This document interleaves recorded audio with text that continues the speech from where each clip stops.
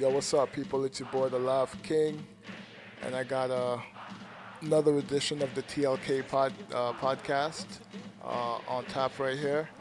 Um, I'm going to talk about presentation. I was actually going to make a presentation video, but I just don't have time for that right now. So I felt like it'll be easier for me to just get these notes that I have and just just talk about some of the different changes that I want, or maybe what the community wants, or things that can enhance the presentation for NBA Live 17 and beyond.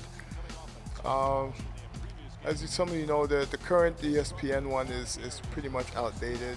They have some new setups and stuff like that. So it'll be good to just implement those into the game. Um, One thing about the audio in the game, I keep saying this to people, that I just don't feel that they have somebody working on the audio of the game. So uh, they might have someone that just goes in and just tweaks certain things to make sure that it sounds proper. But I, the actual crowd and the audio, it's on a loop. So whenever a team inbounds the ball, you usually hear the same what do you call it?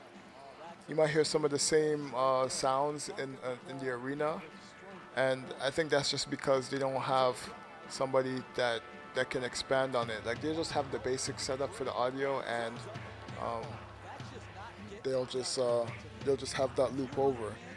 Don't get me wrong, it sounds good, but it could be a whole lot better. But I think they just need someone, or some more people to actually work on the audio of the game, because the audio the sound is there. Like, the audio engineers, the way they make the game sound it sounds realistic, a lot better than 2K. Um, so it's, as long as they have the right sounds and stuff for the game, they can just improve upon that. And I think that's what they will do once they get a bigger budget, to enhance the on the court experience. All right, one of my biggest pet peeves in NBA Live is not having the ability to make subs between quarters and halftime adjustments. That's one thing that's been bothering me since NBA Live 14.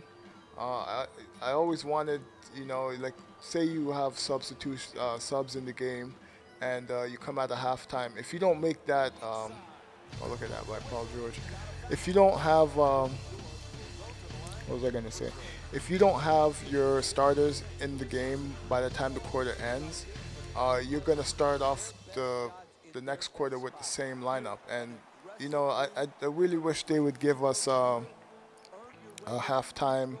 Uh, Maybe, like, how they have the timeouts set up, like when the coach is in the middle and the players are surrounding him. They can just put that and implement that into the half court adjustments, or put it in between periods, so that they can give us time to make some adjustments. Because you really want to have your best lineup in, or the lineup you want in the game before each quarter starts. You want to be able to dictate that.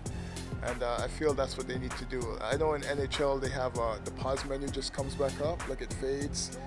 They show you the highlights, and it fades, and it goes right to the pause menu, and you can do all your stuff. You can see your gradings.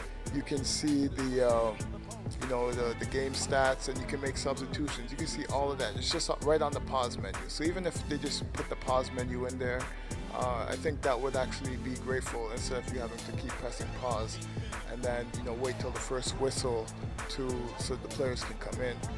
That's something that they can actually improve on with that part of the game. Speaking of halftime stuff, I think they can revamp the current presentation for the halftime and the post game presentation. It would be nice if they would have a pre-game presentation, but I know it might be a lot more work. But you just have to have a right plan. Maybe it doesn't have to be too complex per se, but they have Jeff Van Gundy and all these guys commentating the game. They can get them in front of green screens, or they can get them mo-capped and digitized for just to have something at the beginning of the game. it doesn't really bother me that they don't have a pregame because they're kind of talking about it in the commentary while the players are warming up. But you know, something different to show that there's a pregame, some pregame stuff that it'll just enhance the experience. People will probably button through it, but whatever. You know, sometimes it's good to have stuff like that. Same with the halftime. You know, they can have Jalen Rose in the room, sitting on a stool with a big screen showing us the highlights. You know, they can mocap him too, and he can just talk about what he likes and what he didn't like in the game that you're playing. Same thing with the post game. You know, it's stuff like that. You know, just have it interactive somehow. Instead of just having like the big screen and you can just scroll through it. But either way, I don't mind the halftime, but they can always improve upon it. It would be good to have Jalen Rose actually in the game, like you can actually see him. I mean, he's already face scanned, I believe, so because you can get him as a legend, so they can do all kinds of things with that. Let me see.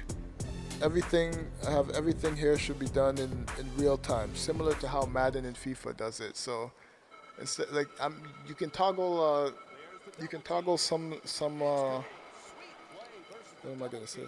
You can toggle, you know, the acceleration of the post whistle in NBA Live 16, and it actually shows players getting lined up before the plays and stuff like that. But while it's doing all that, like they kind of have to fix it because it's kind of broken. But you can see that they have it in the game. It just needs to be fixed a bit. But they can actually, while players are lining up for a free throw or inbound or whatever, you know, you can have coach settings on the corner right there, and you know, just make real-time adjustments because coaching is a 48-minute thing. So, you know, it'll be good to have that kind of free will. Oh, look at that, dude. It'll be good to have those kind of settings in the game. You know, just to keep the coaching going, even if it's just the same setups. You know, you can have inbound plays and stuff like that. I don't know, it just keeps the game authentic because it keeps it moving. Because sometimes you don't want to press start, you don't want to call timeout, you just want to do on-the-fly adjustments. And I think that could be a really big thing in the game, to make those kind of adjustments. And then when you call timeout, you would have the more complex substitutions. And the last thing that I want to bring up is that they need to bring control celebrations to NBA Live. Every other EA Sports game has it. You'll see at the end of this video that I'm playing right now that Paul George actually hits a clutch shot at the buzzer. And it would be nice to, you know, trigger some kind of celebration where he's hyping up the crowd since he's at home, or if he's on the road, you know, just straight taunting the crowd. And, you know, it's just a momentum thing. It's something to have in the game, and you know, it's fun. NBA Live needs more of that in the game, just so it can bring some personality to it. But I'm gonna let the rest of this game play off. There's only like 40 seconds left. Yeah, and that's it, man. Let me know if you guys have any other ideas. Just hit that comment box. If you like this video, like and subscribe. More videos on the way as usual. All right, peace out.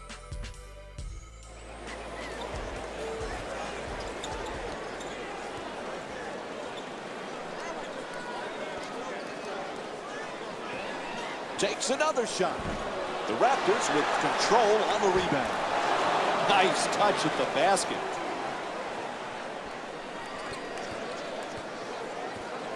George against Ross.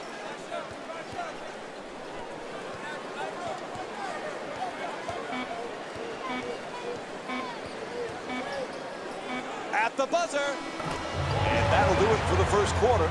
The Pacers up by 7. Stay with us for more NBA on ESPN after a short break.